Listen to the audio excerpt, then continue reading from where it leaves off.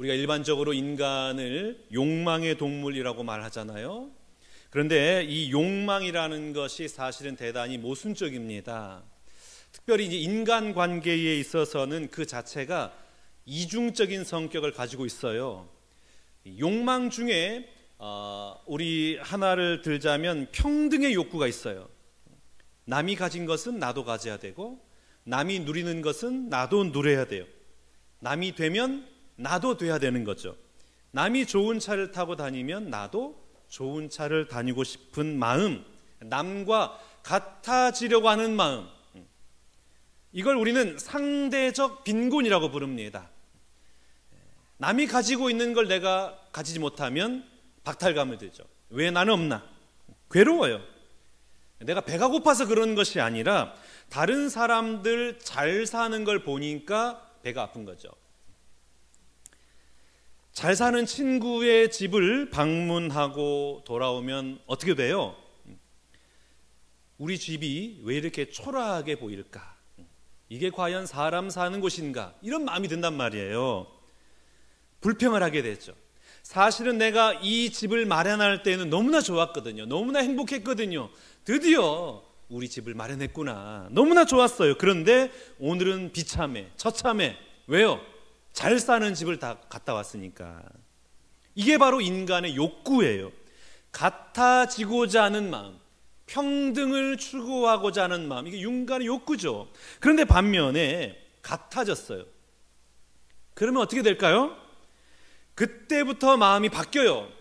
이제는 같아지는 게 중요한 게 아니라 그 사람과 달라지길 원하는 마음이 생기는 거죠. 특별해지고 싶어요. 모든 사람이 살아가는 것과 똑같은 삶을 살아가는 것이 아니라 보다 더 괜찮은 삶, 특별한 삶. 그래서 이 자아실현이라고 하는데, 이 자아실현의 욕구가 병리적으로 나타날 때에 이런 마음이 생깁니다. 남이 못 가진 걸 내가 가져야 되는 거예요. 남이 누리지 못하는 걸 내가 누려야 내가 행복한 거예요. 백화점에 걸려있는 예쁜 옷을 보고 고민하다가 고민해. 그래서 어렵게 돈을 마련해서 그 옷을 샀어요. 얼마나 마음이 좋은지. 그 옷을 들고 백화점을 나오는데 똑같은 옷을 입은 여자가 그 앞에 지나가는 거예요. 그럼 어떻게 됩니까? 내가 이 옷을 왜 샀을까? 후회하는 거죠. 못 입어요. 왜? 특별해져야 되거든요. 같은 걸 가지고서는 만족을 못하는 거예요. 더 특별하게, 더 개성 있게, 더 돋보이고 싶은 욕구, 이게 바로 만족을 추구하는 자아실현이라는 형태로 나타나는 겁니다. 여러분, 우리는 왜 특별해지려고 하고 더 돋보이려고 하고 사람들로부터 인정받으려고 하는 것일까요? 그 이유는 여전히 내가 내 자신의 주인 노릇하고 있기 때문입니다. 내가 내 자신의 주인 노릇을 하고 있어요. 그런데 우리는 스스로 태어난 사람이 아무도 없습니다. 누군가에 의해서 태어난 거예요. 내가 스스로 난 자가 아니기 때문에 나는 내 인생의 주인이 될 수가 없는 겁니다. 내가 스스로 낳았다 하면 내가 내 인생의 주인이 될 수 있지만, 그러나 우리는 태어난 거예요. 내가 스스로 난 게 아니라 누군가에 의해서 태어났어요. 그렇기 때문에 내가 내 인생의 주인이 될 수 없는 거죠. 그렇기 때문에 여러분, 우리들의 삶의 가장 근본적인 추구가 뭐가 되어야 하냐면, 나의 만족을 위한 자아실현이 아니라 진짜 주인 찾기입니다. 내 인생의 진짜 주인이 누구인가? 나를 나되게 하고 나를 여기 있게 한 그 진짜 주인을 찾는 게 너무나 중요해요. 이게 왜 중요하냐면, 진짜 주인을 찾게 되면 내가 없어서 비참하거나 더 많이 가져서 우월감에 빠지게 되는 그런 욕망으로부터 탈출할 수 있기 때문입니다. 나는 보내졌어요. 태어난 거예요. 그러니까 주인께서 나에게 이런 삶을 주신 겁니다. 그러므로 내가 해야 할 일이 무엇이냐면, 진짜 주인이 나를 이곳에 보내신 목적이 뭔가, 그리고 그 목적을 이루기 위해서 오늘 나는 어떻게 살아가야 할 것인가, 이 고민이에요. 그리고 그 목적을 이루어가면 되는 거죠. 그러니까 사람들에게 휘둘릴 필요도 없고 비교의식을 통해서 우월감이나 상실감으로 이 땅을 살아갈 필요가 없는 거예요. 나에게 주어진 삶에만 충실하면 되거든요. 내가 주인이 아니니까. 나에게 주신 삶을 그냥 살아내면 되는 겁니다. 혹시 오늘 예배하는 분들 가운데 어떤 문제나 사람들로 인해서 아파하고 고민하고 힘들어하고 우울해하며 이 자리에 함께 하신 분이 계시더라면 여러분의 진짜 주인을 깨닫는 은혜가 임하시기를 축복합니다. 그러면 자유함을 누릴 수 있어요. 내가 운영하려고 하고 내가 이끌어가려고 하니까 피곤하고 힘든 거예요.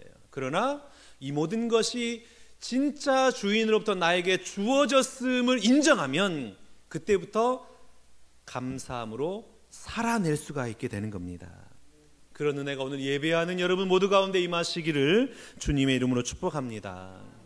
오늘 본문 말씀은 자신의 인생의 진짜 주인을 찾고 내가 추구하는 것, 내가 생각하는 것, 내가 살아가는 삶의 방식이 완전히 바뀐 이 사울을 통해서 과연 하나님의 공동체는 어떻게 세워가야 하는가를 우리에게 말씀을 하고 있습니다. 첫 번째는 주연과 조연이 함께 만들어가는 공동체입니다. 23절부터 25절까지 보겠습니다. 여러 날이 지나며 유대인들이 사울 죽이기를 공모하더니 그 계교가 사울에게 알려지니라. 그들이 그를 죽이려고 밤낮으로 성문까지 지키거늘 그의 제자들이 밤에 사울을 광주리에 담아 성벽에서 달아 내리니라. 사울이 자신의 진짜 주인을 찾고 삶의 방식과 삶의 방향을 바꿨어요. 전에는 예수 믿는 자들 밖에 하고 핍박했는데 이제는 예수가 하나님의 아들이심을 선포해요. 그가 참 메시아이심을 복음을 증거하는 자가 되면서 이 땅을 살아갑니다. 그러자 유대인들이 사울을 죽이려고 하는 거예요. 나는 복음을 전했는데 위협을 받는 거죠. 자, 그런데 여기서 중요한 것은 무엇이냐면 그 위기 속에 사울 혼자 덩그러니 떨어져 있었던 것이 아니라는 겁니다. 그의 제자들 혹은 신실한 형제 자매들이 계획을 함께 세우고 밤중에 그를 광주리에 내려서 성을 탈출하게 도왔다라는 거예요. 이 장면은 교회 본질을 말해주고 있습니다. 교회가 뭐냐? 교회는 어떤 한 사람의 영웅이 아니라 함께 움직이는 몸이라는 거예요. 어떤 특출한 한 명에 의해서 교회가 이끌어가는 것이 아니라 그 교회 구성원 모두가 하나가 되어서 한 마음으로 움직이는 것, 이게 바로 교회라는 거예요. 사울이 이 위기 속에서 살아남을 수 있었던 이유는 뭐냐면 그의 지혜나 그의 능력이나 그의 신앙이 아니라 함께 움직이는 공동체가 있었기 때문입니다. 그래서 사울이 바울이 되고 가장 역사상 위대한 복음 사역자가 될 수 있었던 것입니다. 교회는 한 사람으로 이루어지는 거 아니에요. 능력 있는 목회자, 특별히 헌신된 어떤 사람, 그런 사람에서 교회가 이끌어가는 것이 아닙니다. 교회를 보면은 주연처럼 보이는 사람이 있어요. 눈에 띄게 활약을 하면서 참 저 사람 없으면 교회가 안 될 것처럼 보이는 사람이 있습니다. 그런데 사실은 그 사람 혼자 서 있는 건 아니죠. 누군가는 그를 도와줬고, 누군가는 뒤에서 그를 밀어주었고, 누군가는 그의 연약함을 감싸주고 포용해줬기 때문에 그가 지금 이 자리에서 하나님의 사명을 감당하고 있는 것이죠. 여러분, 영화를 생각해 보면은 영화 제작의 최종 목표가 뭐예요? 수많은 관객에게 감동을 주고 상업적으로나 예술적으로나 성공하는 거죠. 그 영화에서 누가 주연을 맡았느냐, 누가 조연이냐, 이건 내부적인 역할 구분일 뿐이지 최종 결과물 앞에서는 모두가 한 팀인 거예요. 그러니까 주연만 잘한다고 해서 이 영화가 성공하는 게 아니잖아요. 아무리 주연의 비중이 높다 할지라도, 유명한 배우를 쓴다 할지라도 조연이 못하면 이 영화는 망하는 거예요. 주연과 조연이 아무리 잘하더라도 연출을 잘못하고 작가의 그 내용이 안 좋으면 망하는 거예요. 감독이 이 스토리를 제대로 이끌어가지 못하면 영화는 망하는 거예요. 그리고 이 영화에 참여하는 모든 단역들, 스태프들, 이 모든 사람들이 자신들의 역할을 감당하지 못하면 그 영화는 망하는 겁니다. 그러니까 모두가 자신에게 주어진 역할에 최선을 다했을 때에 그 영화는 성공하는 것이죠. 여러분, 오늘 우리는 누군가는 주연일 수가 있고 누군가는 조연일 수가 있어요. 그런데 중요한 것은 주연과 조연은 하나의 역할이라는 거예요. 내 존재 자체가 아니에요. 그건 나에게 주어진 역할이에요. 무엇을 위해서 주어졌어요? 하나님의 교회를 든든히 세워져 나가기 위해서 나에게 주어진 역할일 뿐이에요. 내가 아무리 분량이 많은 주연이라 할지라도 아무도 그 영화를 안 봐. 그 영화에 관심이 없어. 그럼 내가 그 영화의 주연이라는 게 무슨 의미가 있겠습니까? 영화가 빛나야 되죠. 주연은 조연이 잘 받쳐줄 때 빛이 나고, 조연은 주연이 중심을 잡아줄 때 돋보이는 것이죠. 혼자만 잘 하려고 하거나 한쪽만 강조되면 오히려 전체 작품이 무너지는 것입니다. 그러니까 주연이든 조연이든 중요한 것은 개인의 명예나 역할이 아니라 전체의 성공에 있는 겁니다. 그 성공 속에서 각자가 진정한 가치를 평가받는 것이죠. 그러니 여러분, 교회는 내가 무슨 역할을 하고 있느냐 이게 중요한 게 아니에요. 찬양대하냐, 목사냐, 장로냐, 보이지 않는 봉사자냐, 주차위원이냐, 중요하지 않아요. 진짜 중요한 것은 그게 눈에 띄는 일이든 눈에 보이지 않는 일이든 내게 주신 그 사명을 얼마나 내가 감사하며 충성되게 감당하고 있느냐, 이걸 통해서 하나님이 영광을 거두시는 겁니다. 그런데 우리는 이왕이면 주연이길 원해요. 혹시 나도 주연일지 몰라, 이런 기대감으로 살아간단 말이죠. 내가 중심이 되고 싶고 내가 주도하려고 해요. 그러다 보니까 무슨 일이 생깁니까? 다툼과 분열이 일어나는 거예요. 내가 주연이야, 내가 이끌어갈 거야, 내 중심으로 움직여야 돼. 그러다 보니까 충돌이 생기는 거죠. 그러니 여러분, 어떤 역할이든 하나님 안에서는 모두 다 귀중하고 하나님 나라를 세우는 중요한 직분임을 기억하며 오늘도 그 주신 자리에서 충성되게 주의 사명 감당하는 저와 여러분 될 수 있기를 축복합니다. 교회는 함께하는 신앙이에요. 함께 세워가는 공동체입니다. 각자의 자리에서 주어진 사명 충성되게 감당하여 든든히 세워져 나가는 교회 공동체가 되시기를 주님의 이름으로 축복합니다. 두 번째, 과거가 아닌 현재 하나님이 하시는 일에 집중하는 겁니다. 26절과 7절 말씀 보겠습니다. 사울이 예루살렘에 가서 제자들을 사귀고자 하나 다 두려워하여 그가 제자됨을 믿지 아니하니 바나바가 데리고 사도들에게 가서 그가 그래서 어떻게 주를 보았는지와 주께서 그에게 말씀하신 일과 다메섹에서 그가 어떻게 예수의 이름으로 담대히 말하였는지를 전하니라. 다메섹에 그리스도인을 체포하기 위해서 가던 중에 부활하신 주님을 만난 사울은 변화가 됐습니다. 그리고 오히려 예수님을 증거하며 살아가다가 예루살렘 제자들을 만나기 위해서 예루살렘으로 가요. 그런데 예루살렘 교회는 이 사울을 만나면서 의심하게 되죠. 그가 과연 회심했을까? 혹시 우리를 잡기 위해서 온 건 아닐까? 받아들이지 않아요. 냉담해요. 오히려 두려워해요. 이때 누가 등장해요? 바나바라는 인물이 등장합니다. 그리고 사울을 변호해요. 그가 다메섹에서 어떻게 주님을 만났는지, 다메섹에서 어떻게 복음을 증거했는지, 그리고 자신에게 주어진 삶의 자리에서 얼마나 열심으로 복음 증거의 삶을 감당했는지를 변호해줘요. 그래서 예루살렘 교회가 사울을 받아들입니다. 사실 이 바나바가 사울을 돕는 것은 쉬운 일이 아닙니다. 많은 사람들에게 오해받을 만한 일이었어요. 왜냐하면 초대교회의 첫 번째 순교자인 스데반, 이 스데반의 영향력이 있지 않았겠어요? 바나바도 스데반을 매우 존경했을 거예요. 그런데 이 스데반을 죽인, 돌로 쳐 죽였던 일의 주동자가 누구예요? 사울이잖아요. 그리고 사울 때문에 옥에 끌려가서 말할 수 없는 고통을 당했던 수많은 믿음의 동료들이 있어요. 그들이 바나바를 향하여 비난하지 않았을까요? 너만 옳으냐? 너만 깨끗하냐? 너만 잘났느냐? 그러니까 그 모든 비난을 감수해야만 했던 것이죠. 그러면 왜 바나바는 그를 예루살렘까지 데리고 가서 수많은 사도들에게 소개하고 그가 어떻게 예수님 만났는지, 어떻게 예수님의 복음을 증거하는 이방인의 사도로 세움 받았는지 왜 자꾸만 사도들에게 소개하고 변론을 해주었을까요?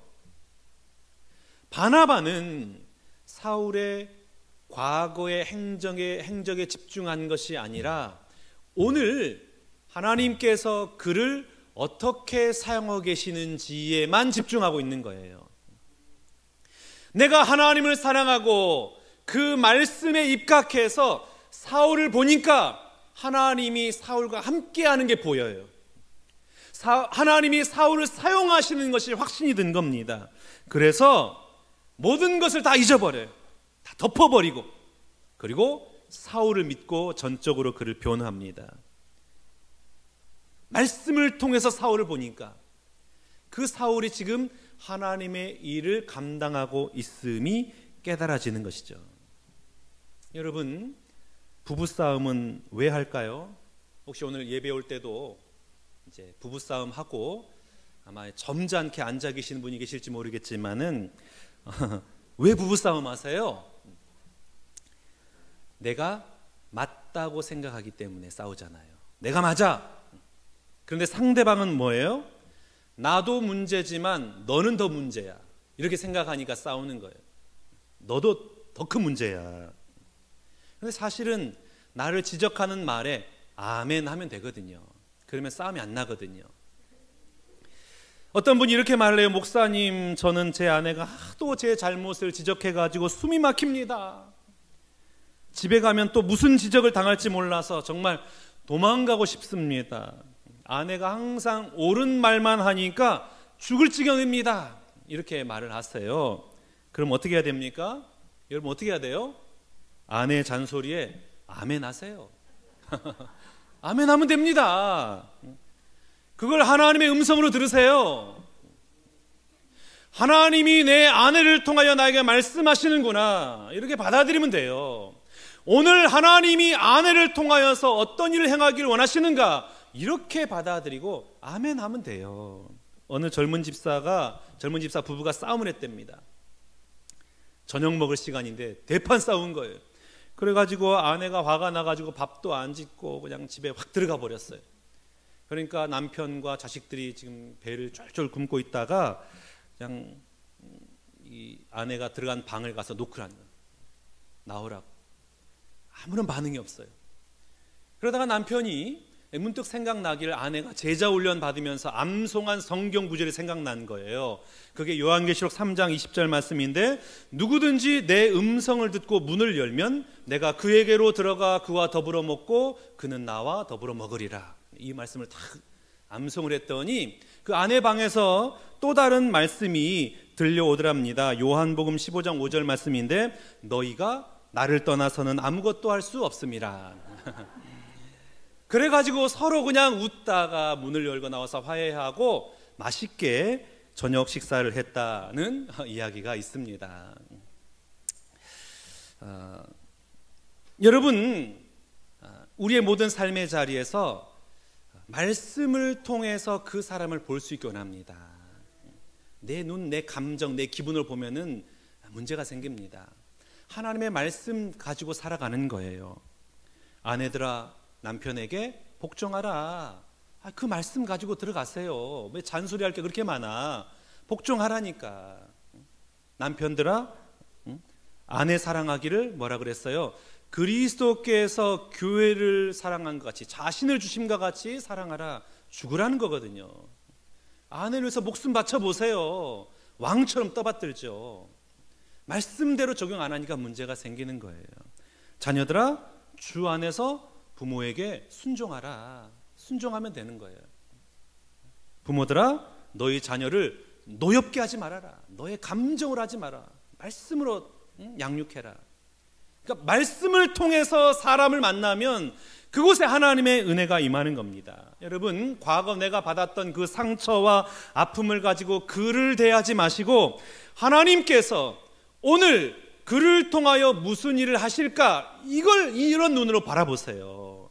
그리고 말씀을 가지고 그를 통해서 우리 하나님이 어떻게 역사하실까 이렇게 바라보고 그 사람을 인정하고 품어주고 받아주는 여러분 될 수 있길 바랍니다.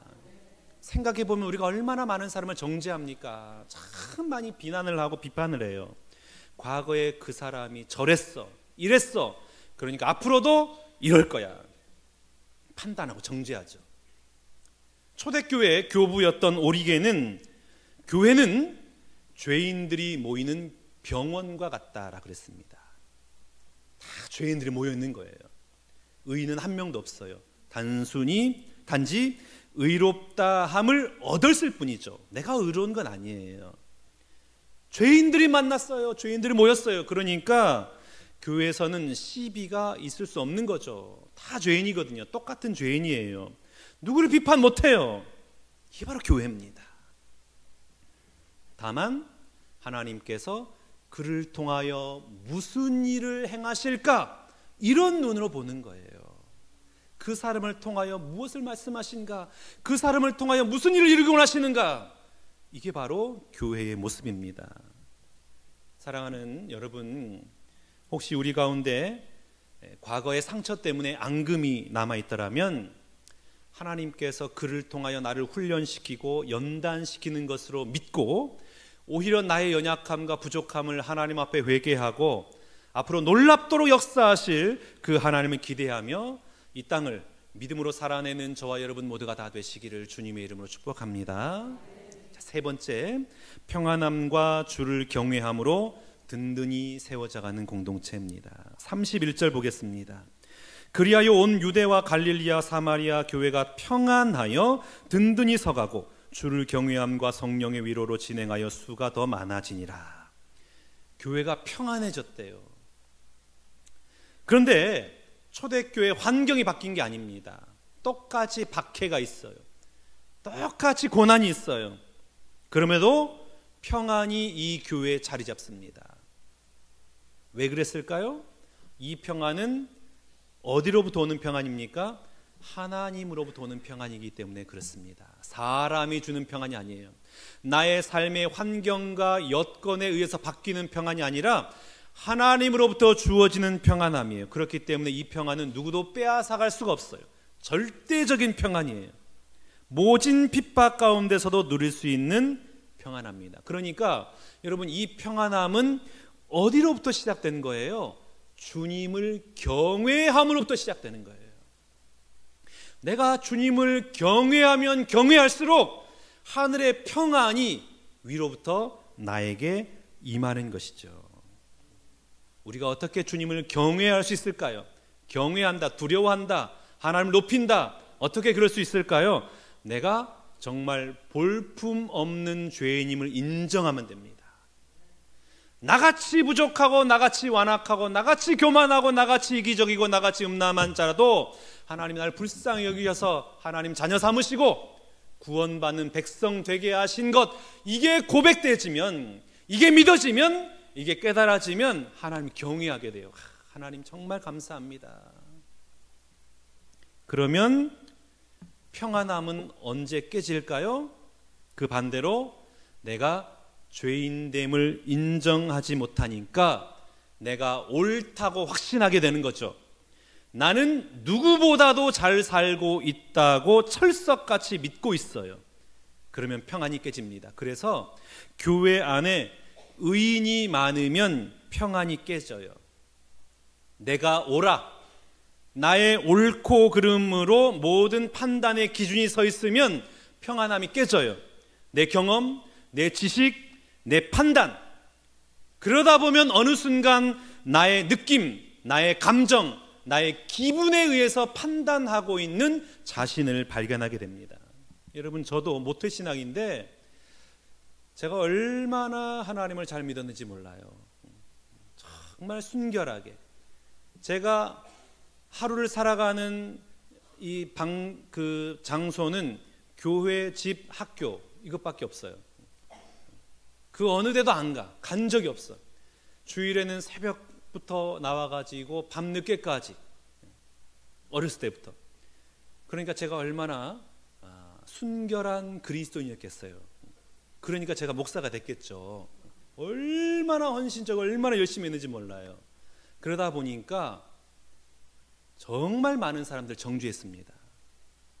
참 믿음 없는 사람들, 어떻게 저렇게 살아가나, 어떻게 저렇게 행동하나, 어떻게 저런 말을 하나, 어떻게 저렇게 설렁설렁 예수를 믿을 수가 있나, 어떻게 저렇게 가짜 하나님 믿는 것처럼 살아갈 수 있나.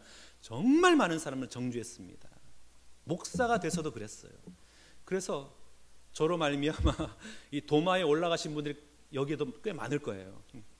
이 자리를 빌어서 사죄의 말씀을 드립니다. 내가 의로우니까 다른 사람들이 힘들더라고요. 내가 의로우니까 사람들이 다 죽어나가더라고요. 그런데 여러분, 사도 바울이 왜 위대한 하나님의 복음 사역자가 될 수 있었습니까? 과거에 박해했잖아요. 못된 짓 했잖아요. 교회를 미워했잖아요. 예수를 핍박했잖아요. 그러니까 교회 들어왔어요. 어떻게 자기가 주인 행세할 수 있어요? 못해요. 겸손한 거, 미안하고 너무나 죄송스럽고 고개가 자연스럽게 숙여지고. 그래서 여러분, 교회는 의인이 아니라 좀 죄인들이 모이는 곳입니다. 그래서 혹시 방황하고 잘못 살아가고 너무 부끄러워하지 마세요. 다 그런 사람이 오는 겁니다. 오히려 그런 사람들 때문에 교회가 더 든든히 세워져 나가는 거예요. 나 술 못 끊었는데, 담배 피고 있는데, 나 그냥 문제가 많은데 괜찮아요. 괜찮은 건 아니지만 교회 오셔가지고 나 부족하잖아요. 그런 사람이 어떻게 그냥 주인 행세해요. 죄송하다고, 하나님 나 같은 죄인도 살려주시고 감사합니다. 이렇게 주님 앞에 나와 예배하는 여러분 될 수 있기를 축복합니다. 어느 목사님이 공원에서 운동을 하려고 걷고 있는데 앞에 가던 한 아주머님이 전화하는 소리를 들었대요. 여기 어린이 대공원이야. 그 왼수 밥 차려주고 운동하러 나왔어. 그래서 한번 더 쳐다봤대요. 주님께서 원수를 사랑하라고 하셨는데 그 원수와 함께 살면서 밥까지 차려주는 분이라면 대단한 사람이다, 이렇게 봤다는 거예요. 말씀을 통해서 그 사람을 보니까 그 사람이 달리 보이는 거예요. 시편 34편 9절 말씀 보겠습니다. 우리 한 목소리로 같이 봉독합니다. 너희 성도들아, 여호와를 경외하라. 그를 경외하는 자에게는 부족함이 없도다. 아멘. 주님을 경외하면 사람을 대하는 태도가 달라져요. 존중하고 높여주고, 그러면 그곳에 하나님의 평안이 임합니다. 하나님의 평안이 임하니까 성령의 감동의 역사가 임하게 되는 거예요. 그래서 이 시편 기자가 뭐라고 고백합니까? 그를 경외하는 자에게는 부족함이 없도다. 사랑하는 우리 신관계 성도 여러분, 하나님의 공동체는 너와 내가 함께 세워가는 곳입니다. 사울은 위대한 사도가 되었지만 그 시작에는 바나바가 있었고 그의 제자들이 있었고 신실한 형제 자매들이 있었습니다. 교회는 항상 주연과 조연이 함께 있는 곳이에요. 그러나 이 모든 것은 우열을 가리는 것이 아니라 하나님이 세워주시고 맡겨주신 사명입니다. 똑같이 하나님의 부르심을 받은 사람들입니다. 그러니 그도 하나님께서 세우신 사람임을 고백하고 하나님을 경외하는 마음으로 서로를 인정해 주시기를 바랍니다. 여러분이 만약 사울이라면 바나바를 만나야 되고, 바나바라면 누군가의 사울이 되어야 돼요. 모든 만남 속에서 오로지 아버지 하나님을 경외함으로 평안함을 누리시고 성령의 위로가 임하여 우리 신광교회가 든든히 세워져 나가는 그런 아름다운 교회 공동체를 만들어 나가는 또 저와 여러분 모두가 다 되시기를 주님의 이름으로 축원합니다.